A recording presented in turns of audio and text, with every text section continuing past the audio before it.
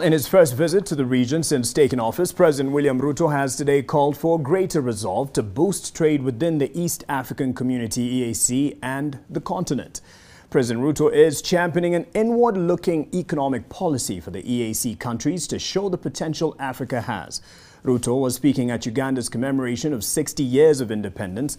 Nothing much was made of the recent Twitter shenanigans of President Yoweri Museveni's son, General Muhoozi Kainerugaba, who on 3rd October claimed that it would only take 2 weeks to take over Nairobi. Nayoma Sampao has that story.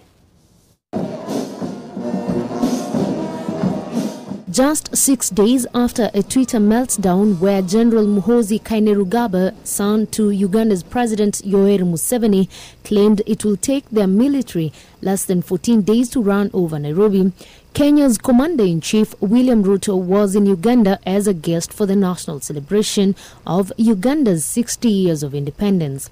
General Muhoozi's supposed Twitter gaffe remained just that, as President Ruto paid him no mind and used the platform to call for a continental free trade area, urging heads of state to facilitate the realization of Africa's full potential.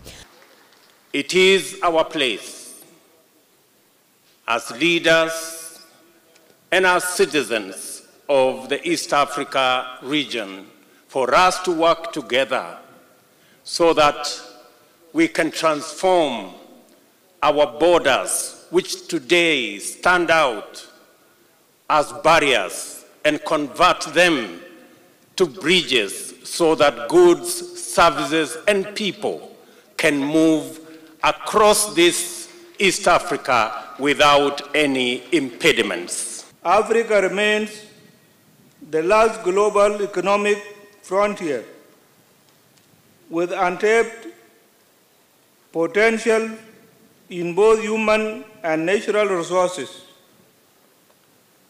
This theme calls upon us to dedicate ourselves to the task of pursuing ideals of Pan-Africanism. Ruto called on the Ministry of Trade in Kenya and Uganda to work together as a step towards achieving free trade in both countries. I did instruct the Minister for Trade in Kenya to work with the Minister of Trade in Uganda so that together we can formulate and sign into the guided trade agreement.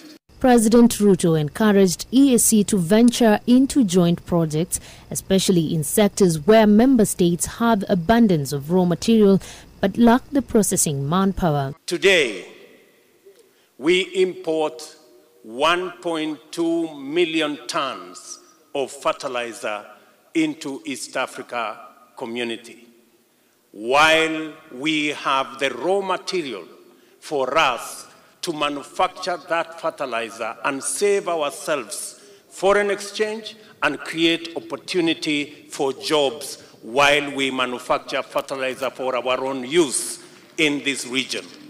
In my opinion, East Africans will be better off if the most efficient East African producers are encouraged so that the whole of the region benefits. East Africa is a potential superpower of the League of India or China. On 13th December 2018, representatives from Kenya, Uganda, Tanzania, Rwanda and Burundi agreed to make trade faster and easier within the EAC by reducing non-tariff barriers, but that has remained a hurdle in cross-border trade and will only take stronger political goodwill to get over. Uganda is the 4th country to be visited by Ruto since being sworn in as president, as he defines and outlines his foreign policy.